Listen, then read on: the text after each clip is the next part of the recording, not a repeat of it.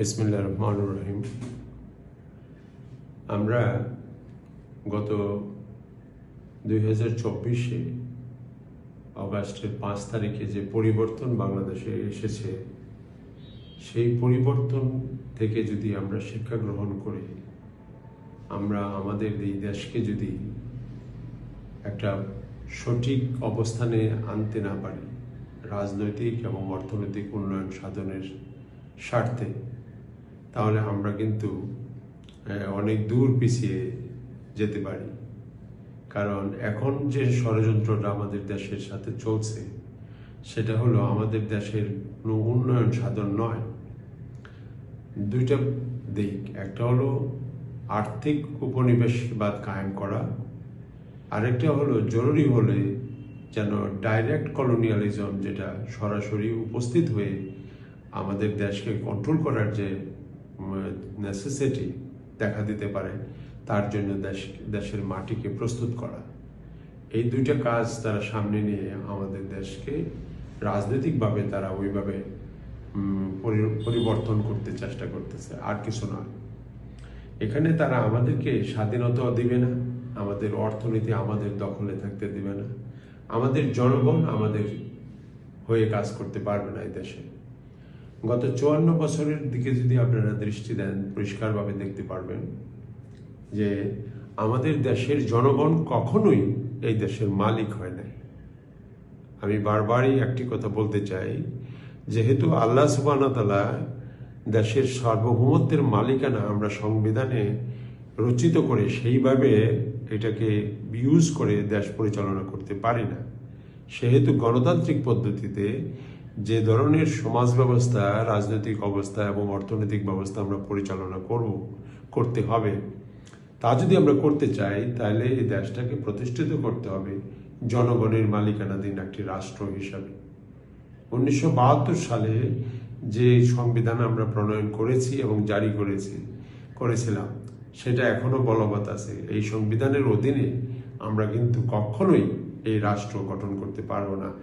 বাংলাদেশের আপামর জনসাধারণের আর্থিক, সামাজিক, শিক্ষাগত,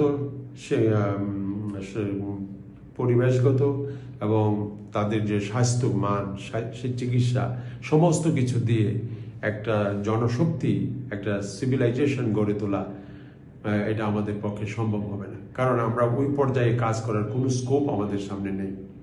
সেই পরিবেশটা তৈরি করতে গেলে আমাদেরকে ঐক্যবদ্ধ হতে হবে। আপনারা লক্ষ্য করছেন নিশ্চয়ই যে 2024 আগস্টের 5-এ অথবা পরের দিন যখন আমাদের অন্তর্বর্তী সরকার শপথ গ্রহণ করলো, তারপরে অনেকগুলো রাজনৈতিক দল মাঠে আসলো। তারা সবাই, কিছু কিছু পার্টি দৌড়ে গিয়ে জাতীয় নির্বাচন কমিশনের কাছ থেকে নিবন্ধন নেওয়ার চেষ্টা করেছে এবং অনেকে নিয়েছে। ছলে বলে কৌশলে বিভিন্নভাবে তাদের তরিকা যেভাবে তারা প্রচার করেছে, সেইভাবে মেনে কোনো না কোনোভাবে তারা ওই নিবন্ধন নিয়েছে। কিন্তু এই নিবন্ধন কিন্তু আগে ছিল না, দেওয়ার কথা ছিল না। এখন এই নিবন্ধন নেওয়ার পিছনে যে একটা ষড়যন্ত্র কাজ করতেছে, সেটা হলো যেন কোনো পলিটিক্যাল পার্টি যেন ওই দুইটা পলিটিক্যাল পার্টিকে চ্যালেঞ্জ করে দাঁড়াতে না পারে। কারণ কি, তারা ওই দুইটা পার্টিকে দখল করে নিয়ে আন্তর্জাতিকভাবে এবং আভ্যন্তরীণভাবে লুটতরাজ পরিচালনা করার জন্য যে শাসন ব্যবস্থা দরকার, সেটা তারা এস্টাবলিশ করেছে। আপনি বর্তমান সংসদ যেটা বসেছে, তাদেরকে নিয়ে যে সংবিধান রচনা করার কথা ছিল, যেভাবে অন্তর্বর্তী সরকার কাজ করেছে 1.5 বছর, অনেক অর্থ ব্যয় করেছেন এই সংবিধান রচনা করার জন্য, কিন্তু কোনো দিকেই তারা ন্যূনতম সফল হন নাই। কারণ এখানে যে উভয় পক্ষ তাদের স্বার্থ ছিল, সেই স্বার্থ থেকে তারা সরে দাঁড়াতে পারে নাই। আমাদের এই আওয়ামী লীগ এবং জাতীয়তাবাদী দলের স্বার্থ হলো তারা এই দেশটা চালাবে, অন্যরা এটা চালাতে পারবে না। একে অপরকে পথ করে দিবে, কিন্তু তারা অন্যদেরকে এখানে তৃতীয় পক্ষ আসতে দেবে না। সেই জন্য নির্বাচন কমিশনকে তারা সাজিয়েছে ওইভাবে, এবং সেই নির্বাচন কমিশন আপনাকে পথ দেখাবে। আপনি 200-300 অফিস খুলবেন, এই করবেন সেই করবেন, তারপরে আপনারা আসবেন জমা দিবেন, এগুলো কিন্তু রাষ্ট্রের মালিককে আপনি কথা বলতে পারেন না। রাষ্ট্রের মালিক যখন পার্টি খুলে, আপনি নির্বাচন কমিশন থেকে একজন প্রতিনিধি পাঠাবেন যে ওনারা যে পার্টি খুললো, পেপারে যে আসলো, খোঁজ নিয়ে দেখো ওনারা কারা, ওনাদের নাম ঠিকানা নিয়ে এসে ওই পার্টির নামটা আমাদের নির্বাচন কমিশনে রাখো, দেখো ওনারা যাতে কাজ করতে পারে সাহায্য সহযোগিতা করো। সেটা হলো আমাদের নির্বাচন কমিশনের নিয়ম। কিন্তু তারা এখন এখানে কি বলবো, রাজত্ব স্থাপন করে বসেছে এবং সেই রাজত্বের অধীনে তাদের কথা শুনে আমাদেরকে কাজ করতে হবে। তাহলে আমরা রাজনৈতিক দল হিসেবে উঠে দাঁড়াতে পারবো, দেশের পক্ষে কাজ করতে পারবো। এই বিষয়গুলোতে আমাদের যে দুইটা পলিটিক্যাল পার্টি, তারা নির্বাচন কমিশনকে এমনভাবে দাবিত করেছে যে এটা এখন এন্টি স্টেট এবং এন্টি জনগণ একটা প্রতিষ্ঠান হয়ে দাঁড়িয়েছে। সেইখান থেকে সবকিছু থেকে আমাদেরকে মুক্ত হয়ে সকল নতুন পলিটিক্যাল পার্টিগুলোকে একমত হয়ে আমাদের সংসদের সাথে, আমাদের সংবিধানের সাথে, আমাদের নির্বাচন কমিশনের সাথে, অ্যাজ ওয়েল অ্যাজ আমাদের জনগণের সাথে কথা বলে সর্বপ্রথম যে কাজটা করতে হবে সেটা হলো আমাদের জনগণের হাতে দেশের মালিকানা হস্তান্তর করতে হবে। সেই মালিকানা যখন হস্তান্তর করা হবে, তখন আমরা প্রত্যেকটা পলিটিক্যাল পার্টি জনগণকে কিভাবে আমাদের পক্ষে আনবো, আমাদের কথা বলবো এবং কথা বলে আমরা কিভাবে দেশ পরিচালনা করলে এই দেশ সবচেয়ে উন্নত দেশ হবে, সেই সমস্ত কথা যখন ওনাদের কাছে বলবো, তখন ওনারা বুঝবেন যে হ্যাঁ, আমরা সত্যিকারের মালিক। আমাদের প্রত্যেকের কথা বিবেচনা করে, প্রত্যেক দলের যে প্রার্থী তাদেরকে বিবেচনা করে তারপরে আমাদের ভোট দেওয়া উচিত। এখন জনগণকে আইসোলেটেড করে রেখেছেন।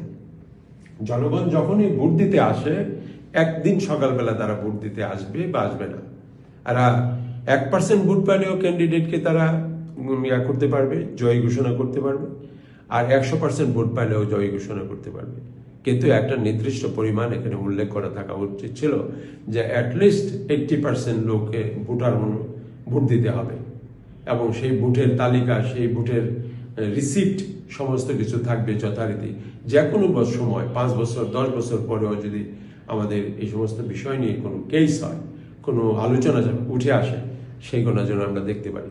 অন্তত 20 বছর টাইম রেখে তারপরে এগুলো ডিলিট করতে পারি অথবা এগুলো আমরা ছিন্ন করে দিতে পারি। ঠিক আছে?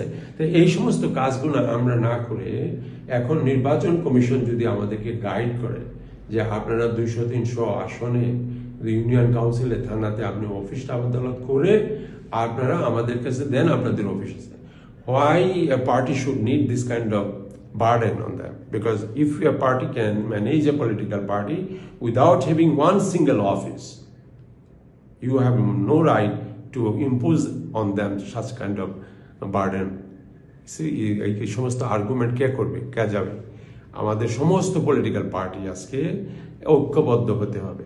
আমাদের দেশের মূল সমস্যা হলো দেশটা জনগণের না, দেশটা চলে গেছে আওয়ামী লীগের অধীনে এবং জাতীয়তাবাদী দলের অধীনে। তারা, আমি কালকেও বলেছি, তারা নদীর চরের মতো দেশটাকে এখন একদল লাঠিয়াল নিয়ে মাঠে নামে, ইলেকশনের সময় তারা জয়ী হয় এবং তারা নিজেদেরকে সেলফ ডিক্লেয়ার্ড করে ক্ষমতায় এসে বসে যায় অনেক সময়, যেটা আপনারা গত 54 বছরে অনেকবারই দেখেছেন। এই অবস্থা থেকে আমাদেরকে মুক্তি অর্জন করে জনগণের হাতে বাংলাদেশ হস্তান্তর করে গণপ্রজাতন্ত্রী বাংলাদেশের অধীনে সকল রাজনৈতিক দল অংশগ্রহণ করবে ইলেকশনে নিঃসন্দেহে, এবং সেখানে জনগণের টাকা খরচ হবে, জনগণের প্রতিনিধি আমরা বা পার্লামেন্টে বসবো, জাতীয় সংসদে বসবো, কথা বলবো। তখন জনগণের পক্ষে যে সরকার কাজ করবে, জনগণের জীবন মান দিন রাত 24 ঘন্টা প্রতিনিয়ত উন্নত হতে থাকবে। এখন আপনি দেশের দিকে তাকিয়ে দেখেন, এটা একটা ভয়ঙ্কর দেশে পরিণত হয়েছে। যে কোনো বাইরের দেশ আমাদেরকে এখন আর সহ্য করতে পারতেছে না, because it is causing instability in the region. It is a threat for the whole India subcontinent, because we are weak in nature and when আমরা ডিল করি বাইরের দেশের সাথে, we become subservient. It is a dangerous thing to do in this kind of environment at the time of this world. Thank you so much. We will talk to you again, inshallah. Have a good day.